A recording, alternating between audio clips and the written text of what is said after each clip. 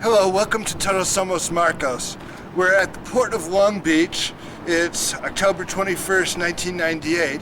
Greenpeace activists have boarded a freighter to prevent the unloading of newsprint they say is produced by clear-cutting old-growth forest in British Columbia.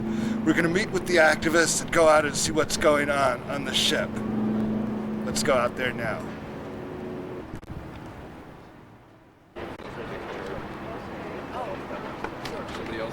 Gonna try it. Hi. Okay, I'm here at Long Beach Pier F talking to Mark Evans, Greenpeace USA. Hi, Mark. Hi, how are you doing today? What's going on here? I see that ship out there. I understand Greenpeace is trying to prevent the offloading of newsprint from that ship. Is that right? That's correct. Yeah, fiber is derived in part from the clear cutting of one of the largest temperate rainforests left on the planet. That's the Great Bear Rainforest up in British Columbia. At least 10 to 50% of the wood fiber in that newsprint comes from a company called Interfor. And they largely destroy these ancient rainforests for export to the United States and Japan. And the cargo of that ship is about 8,000 tons of newsprint, mainly for Los Angeles-based companies such as the Los Angeles Times, the Orange County Register, GTE Directories, and AT&T. 8,000 tons of newsprint, did you say? That's correct, yeah. And what does that represent in number of old-growth trees? Do you have an idea about that? Well, now that's a difficult question because trees come in so many different sizes and so many different varieties within acres. It's hard to quantify that. Yeah. What we do know is that this is one of the biggest causes of the destruction up in that area. Oh, we're going to go out in a little boat, and now protesters have actually boarded the ship and interfered with the offloading by doing what?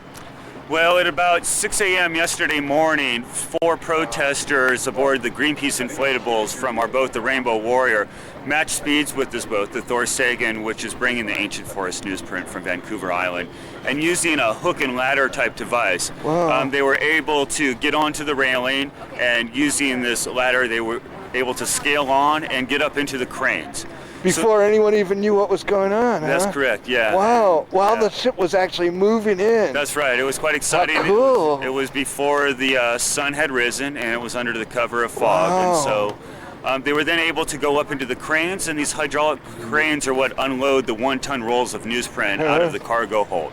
And so where they're hanging and where they're locked onto prevents the offloading of the ancient forest newsprint. Are you on shore in some kind of radio contact with the people who are protesting? Yeah, that's right. We've been in radio contact. We also have a group of inflatables. There's always somebody who's on the water and watching them to make sure that none of the Coast Guard, none of the crew are trying to interfere with them or harm them. And we're going to go out and see that That's right, yeah, now. we're going to go see that. Now, what do you think is going to happen? What do you expect to be the upshot of this? Well, what we're demanding of the companies is that they agree to stop clear cutting up in the Great Bear Rainforest. So we'd expect to hear a statement from Interfor and whether or not they're going to agree to that, and whether or not the company who actually produces this newsprint, Fletcher Challenge, if Interfor will not stop their clear cutting, then we want to know if they're going to cancel their contract and refuse to do business with Interfor. And what do you expect, that there will be police that come and disrupt the protesters, arrest the protesters? Will they be? Yeah, at one point yesterday we had 6 or 7 Coast Guard vessels and the Harbor Patrol out there. We had police helicopters in the air.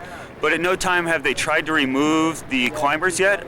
So far, the company, the shipping company, North Pacific, has not asked to press charges. I see. Very interesting. Okay, let's go out and take a look. Okay, great. Let's just go out there. How did you select this target for the demonstration? Well, through Greenpeace research, we've been tracking all of the shipments that come into the United States.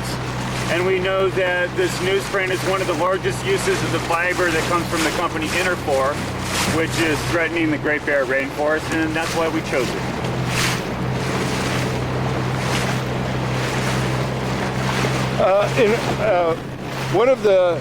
One of the stories in the paper said that you guys made up the name Great Bear Rainforest. Is that true? It's a title that we've been using to describe what's a very large area, because people around the world can't conceive of what it means to say the British Columbia mid-coast or the coastal temperate rainforest, which actually stretches from San Francisco all the way up to the Alaskan Panhandle. It's a designation. It's interesting that the same government who took it away from the native people, who didn't call it British Columbia and renamed it, now seem to have a problem with Greenpeace using a different name. Good point. How many people are involved in this action? We have the 4 climbers on board, and then there's about 16 other crew members with the Rainbow Warrior.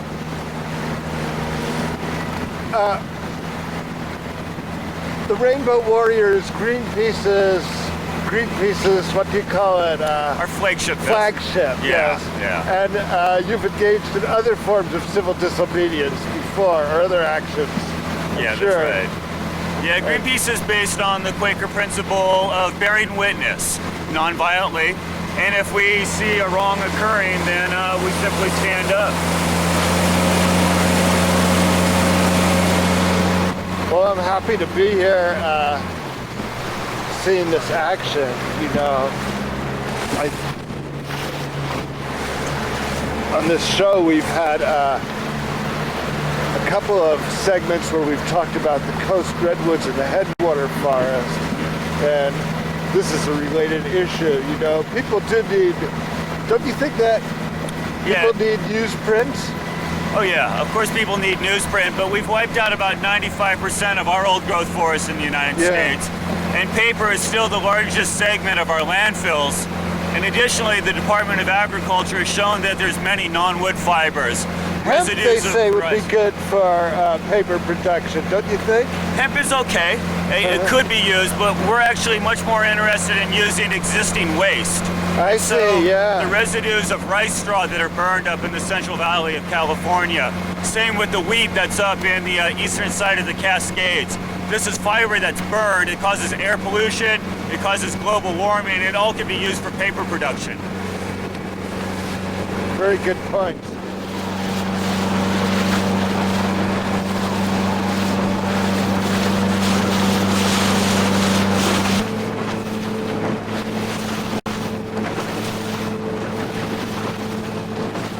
So let me go over again while we're on our way out there. You guys boarded the vessel. That's right. Using one of these inflatable. Yeah. And then,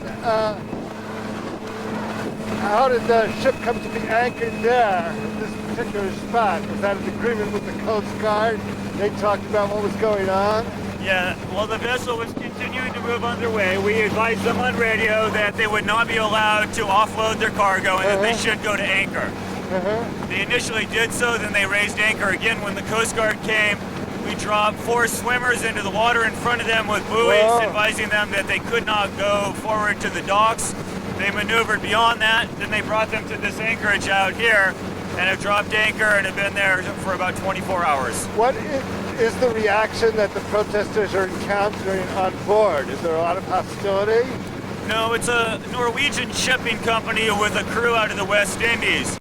Many of them, want to get forward with what they're doing, but they're not.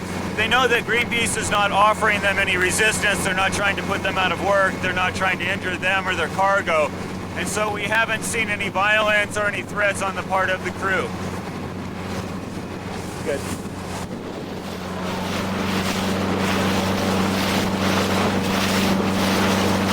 And what's the name of this vessel? This is the Thorsagen. Thorsagen.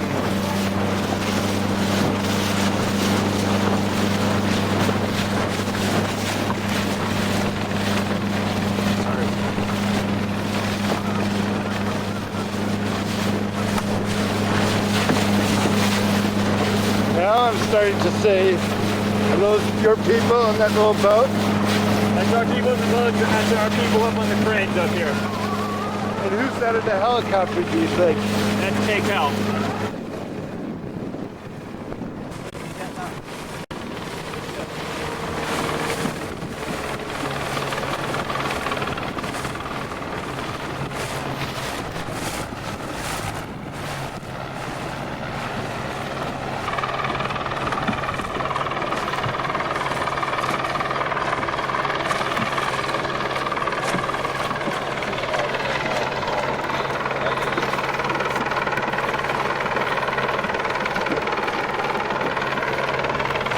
Hi. We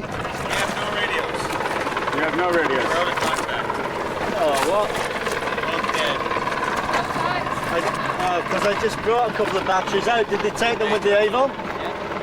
Excellent. Right. You're going back. I'm going back to the ship. I'll give you this. Plus a spare battery. I've just told Mark that Helen, will be the runaround boat now. You can maybe just grab Jess's arm and pull us around. How long have you guys been out in these boats? 2 days.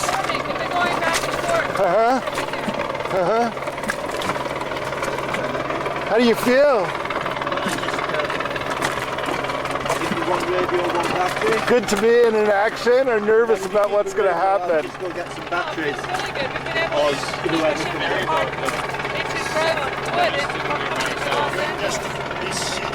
Great. I think you'll probably take over. Okay. But then we'll have to come back with them, huh?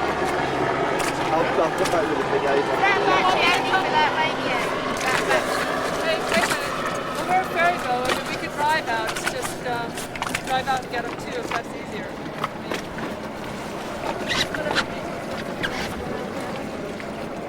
Well, I was just going to go there and stay there. All right. Okay. Yeah. If you don't mind doing that, great. Yeah. Then just go pick up 2 batteries. I'll just take this gentleman back when he's finished filming here. Sorry? To that side, and then I'm going to the Rainbow Warrior. No.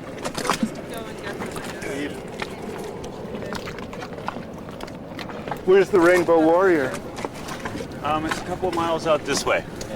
And you It's get at back anchor. and forth with these little things? That's right, yeah. Because you need a pilot to get it around, and before they had an administrative security zone here, and then we're not going to let the Rainbow Warrior come in. I see.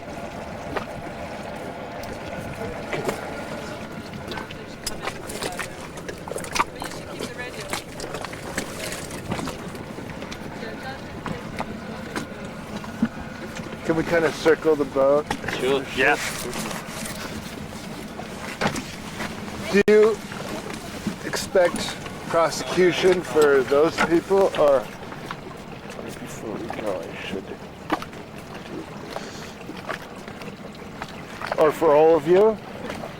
At this point, the company is not asking for prosecution. It remains to But be you are seen if- prepared. We are prepared that for goes that. into civil Oh, certainly. disobedience. No, we don't believe that destroying the remaining ancient forest for disposable products like newsprint or phone directories is acceptable, especially when we know that so many of the plant and animal species depend on them. Yeah. So we're prepared to be arrested in order to protect those species. Sure. I think that's what it's going to take. Yeah. And if not here, in other places, I think civil disobedience, that has been, perhaps you could say, pioneered by Thoreau, Gandhi, Martin Luther King, but also going back further, is, the most powerful or potentially earth-saving principle, I think, right. for us.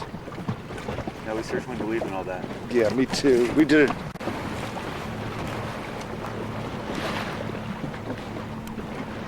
You guys put this little banner up here.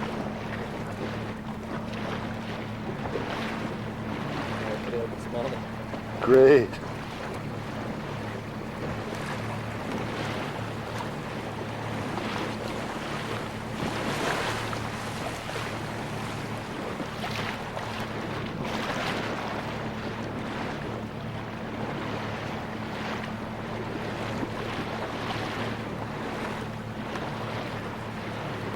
What are the names of the people on board? It's Stephanie Hillman and Daniel Rudy, Meredith Adams, and Bill Hebert. Thanks. You can see the position that they're in. They're stopping it from being able to move this crane forward, which has to unload the cargo.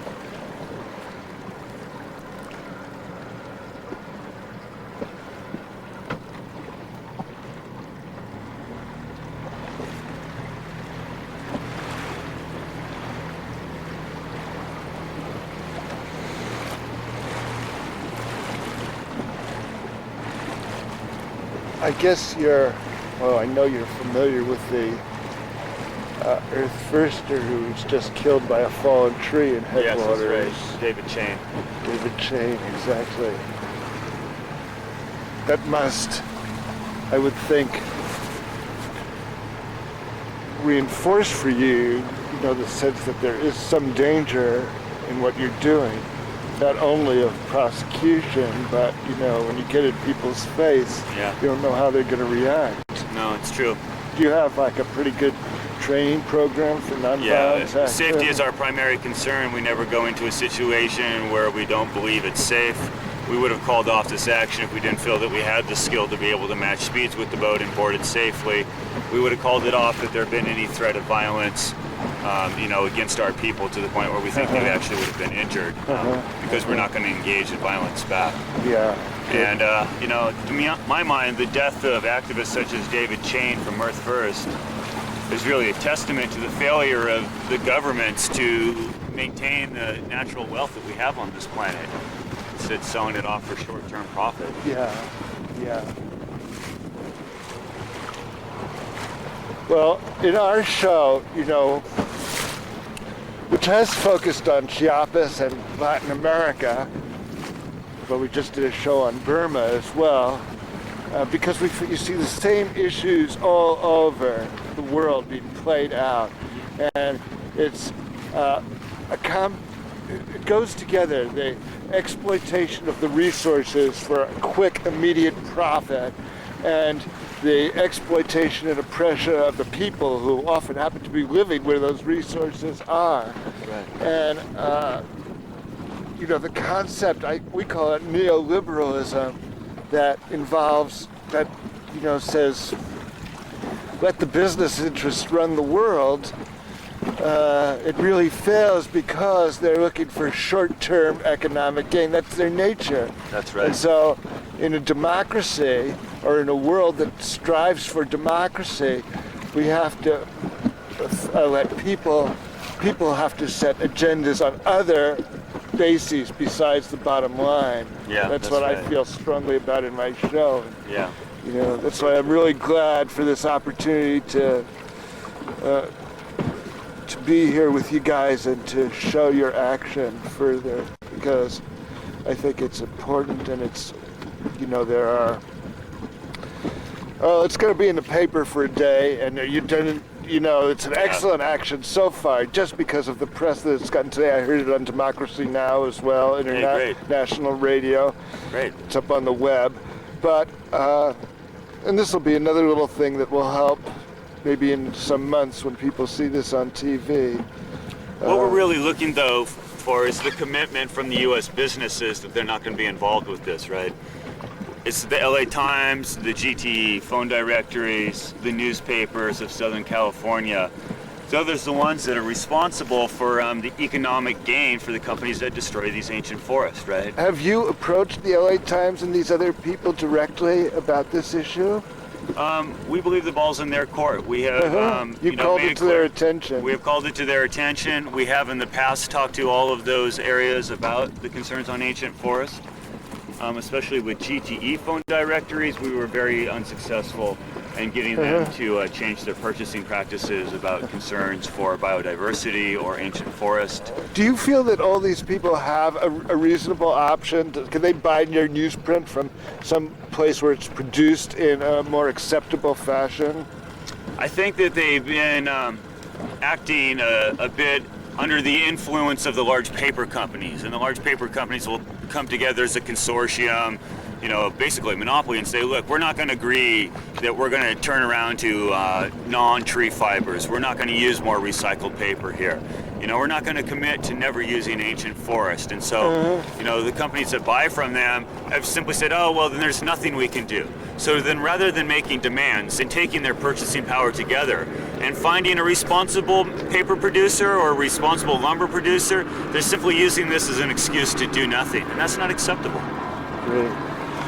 Well, this has been a great action so far in calling everybody's attention to this. I'm so glad you're doing it. Great.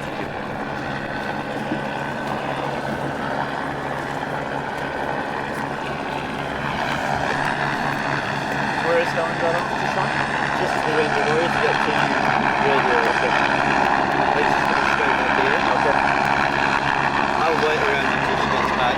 Just supposed to be that extra roll. As soon as she's back, I'm out of here for a few hours. Yeah. Get some sleep. I've got plenty if you want to head back. I'll be fine.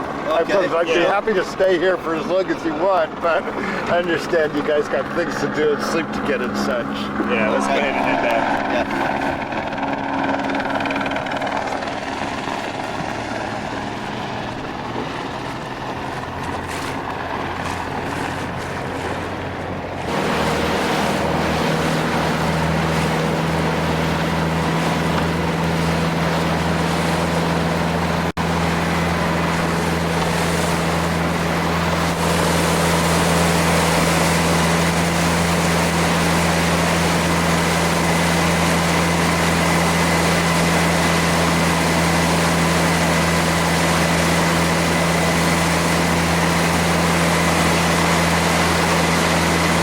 How long do you expect this will go on?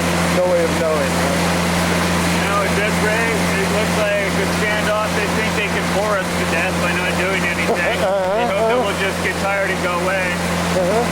I think that we can continue to keep this going for a few days. The people I talked to out there pointed out that I thought was so true and worthwhile was, just the pleasure and satisfaction of working on a project like this, to be out there and trying to be active to make the world better, That's true. Well, a lot of people feel disempowered. They know that, species are disappearing or the planet is warming or that we're polluting our air and water, and they don't know what they can do.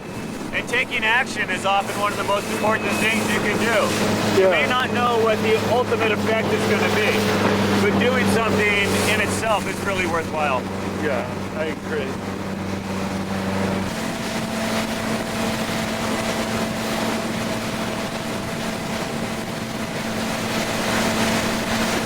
So, how does an action like this come about? Is it a national committee of Greenpeace USA that selects the action and then recruits volunteers to participate in it? No, it's typically something like this. We select the issue. Greenpeace International would talk about the importance of the ancient forest or protecting whales or climate change. So within that, there's a lot of individual decisions. So a lot of this came about by consensus amongst the crew members, the campaign, action team, working with the captain of the boat. That night, Greenpeace activists again boarded the ship and changed guard. 4 new protesters took up positions on the cranes. The next day, Long Beach police, SWAT team, and Coast Guard officials boarded the ship and arrested the activists, putting an end to the action. A number of people were detained. 4 were charged with misdemeanor trespassing. 1 was deported. The local press, the Times wasn't that active in covering it, nor the Daily Breeze, but the Long Beach Press-Telegram had wonderful stories every day. Listen to these headlines.